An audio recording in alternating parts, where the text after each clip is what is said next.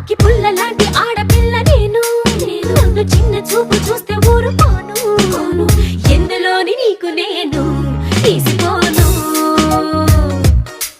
నా సంగతేంటో తెలుసుకోవా